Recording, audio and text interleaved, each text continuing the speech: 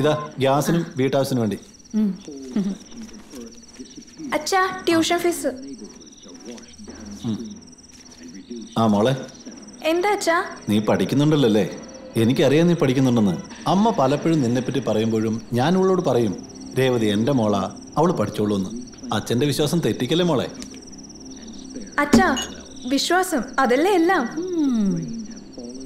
ഈ അമ്മയ്ക്ക് എപ്പോഴും ടെൻഷനാ. അച്ഛൻ പേടിക്കണ്ട, ഞാൻ നന്നായി പഠിക്കുന്നുണ്ട് അച്ഛാ. റിസൾട്ട് വരട്ടെ, അപ്പൊ കാണാം. ശരി. കണ്ടോ, നിങ്ങളെ ഒക്കെ ഒരു പേടിയില്ലല്ലോ. രണ്ടുപേരും കൂടി തമാശ പറഞ്ഞ് പൊട്ടിച്ചിരിച്ചോ. ബാക്കിയുള്ളവരെ ഒരു വിലയില്ലല്ലോ. സൂസമ്മേ, എന്താ സൂസമ്മ ഒരു വഴക്ക്? വഴക്കൊന്നും അല്ലേ ചേച്ചി. ഇങ്ങേരെ പിള്ളേരെ ശാസിക്കാത്തതിനെ കുറിച്ച് പറയായിരുന്നു. അവർക്ക് ഇങ്ങേരെ ഒരു പേടിയില്ലല്ലോ ഇപ്പൊ. അവരെന്തിനാ സൂസമ്മേ രഘുവിനെ പേടിക്കുന്നേ? പണ്ടത്തെ കാലമൊന്നും അല്ല ഇതേ.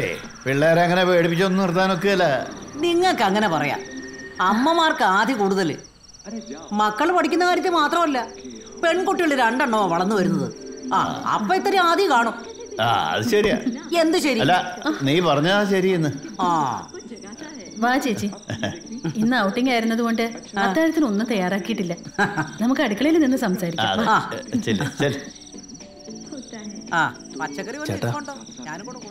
ചേട്ടത്തിയുടെ കയ്യിൽ നിന്നും രഹസ്യം പുറത്തു പോവോ?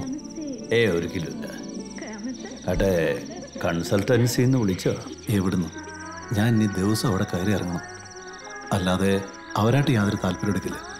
കയ്യിലാണെങ്കിൽ 500 രൂപയുള്ളൂ. കാശിൻ്റെ കാര്യം വിട്. കുറച്ച് ദിവസത്തേക്കുള്ള വകുപ്പ് എൻ്റെ കയ്യിലുണ്ട്.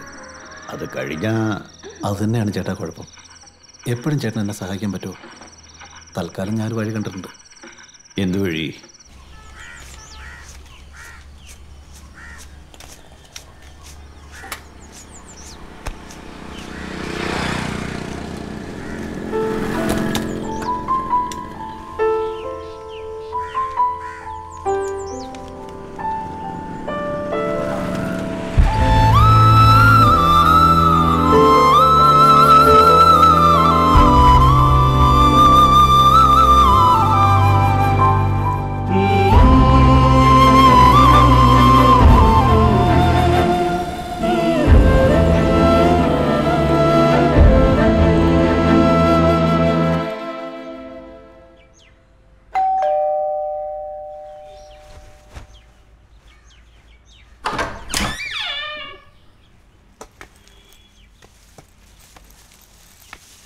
നീ ഇതൊന്ന് പിടിച്ചേ. ഇതൊന്ന് പിടിക്കേ. എന്താ ഇത്ര നേരത്തെ സാധനങ്ങളുമായിട്ട്? ഡേ, ചേച്ചി ട്യൂഷന് പോയോ? ചേച്ചി 4:30 തന്നെ പോയി. ഇന്നച്ഛൻ ഞങ്ങളെ ഓട്ടോയിലാ കൂട്ടിക്കൊണ്ടുവന്നേ. ഓട്ടോയിലോ? സ്കൂട്ടർ എന്തിയേ? ഓ, അത് വീണ്ടും പണി മുടക്കുന്നേ. പിന്നെ കുട്ടികളുടെ സ്കൂൾ ബസിന്റെ ഫീസ് കൊടുത്തിട്ടുണ്ട്. സ്റ്റാർട്ടിംഗ് ട്രബിൾ കാണിക്കാൻ തുടങ്ങിയിട്ട് കുറച്ചു നാളായില്ലേ? അത് മാറ്റാൻ പാടില്ലായിരുന്നോ? അത് ഞാൻ അങ്ങോട്ട് പറയാനിരിക്കുകയായിരുന്നു. ആ സ്കൂട്ടറിൻ്റെ പ്രത്യേകിച്ച് പറയാനൊന്നുമില്ല. ഇപ്പോഴത്തെ പെട്രോൾ വില കുതിച്ചുയരയല്ലേ. നോക്കട്ടെ, നല്ല വില കിട്ടുകയാണെങ്കിൽ കൊടുത്തുകളെ. നല്ല ആളാ.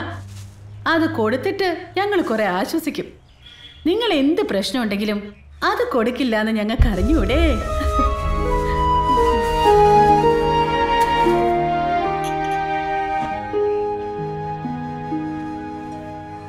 ദേ,